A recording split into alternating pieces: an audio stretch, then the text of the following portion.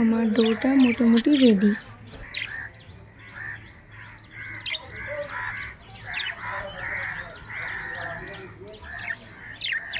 আমি পুলি বানাচ্ছি আর শাশুড়ি মা রুটিগুলো ভাজছে। গুলো বানানো হয়ে গেলে হালকা আঁচে লাল লাল করে ভেজে নিলেই গরম গরম মুচমুচে পুলি রেডি।